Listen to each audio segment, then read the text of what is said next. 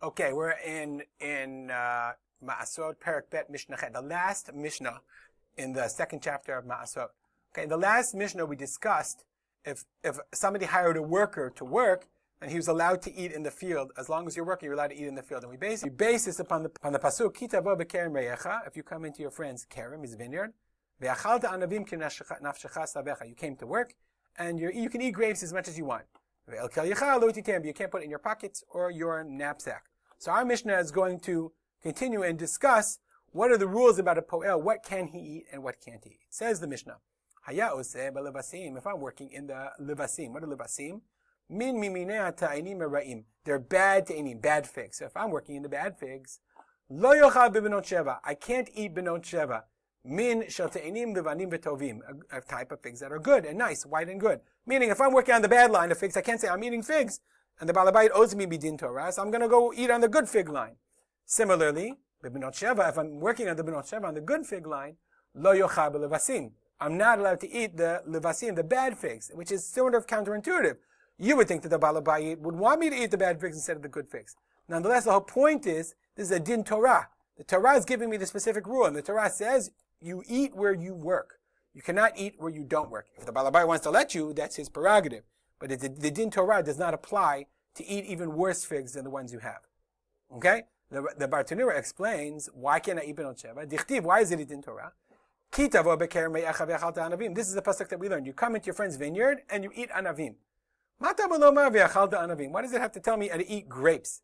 Do you think I don't know that there's only grapes in a kerem, in a vineyard? From this we learn, if I'm eating figs, I shouldn't eat grapes. Meaning the point is, if you're in the kerem, you eat anavim. You eat where you are. You have good figs, you're working on good figs, you eat good figs. You have bad figs, you eat bad figs. That's what it is. Okay, I'm saying back to the Mishnah. Aval, so you can't eat good figs if I'm working on bad figs. Aval moneo et atzmo ad shemegia lemakom hayafot. Aval moneo et atzmo. He can hold himself back. Nobody says he has to eat when he's working on the bad figs. He can just hold himself back. Ad shemegia lemakom hayafot ve'ochel, until he gets to the place where there are good figs, and then he can eat. Okay, so I don't have to eat the bad figs. I can wait and then eat the good figs if I'm working on them, of course. Nu halacha. Remember we learned, back to the Mishnah, we said, Mekach umemkar kovea lemaaser. Commerce is kovea for maaser. That means if I buy it, I can no longer eat it achilat arai. So the question is, what type of commerce? Of course, if I buy it, if I pay money and the guy gives me my fruits, then that's commerce and it's kovea for maaser. So there's other types of commerce as well. Says the Mishnah, Hamachlif im chavero. If I trade, now I'm not going to buy with money, I'm trading.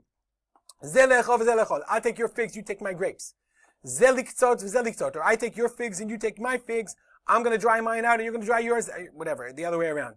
Zelechol v'zeliktzot chayav. I'm going to buy it to eat, and you're going to buy it in order to, I'm taking yours to eat, and you're taking mine to dry out. In each case, chayav, i.e., I have to take off trumot and maaser, because it's as if I bought it. It doesn't matter if I buy it with money or I buy it with fruit.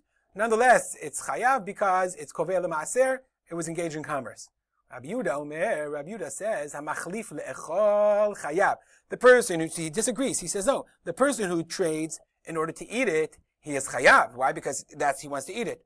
Veliktzot, but the person who trades it in order to dry it out, patur. Why is he patur?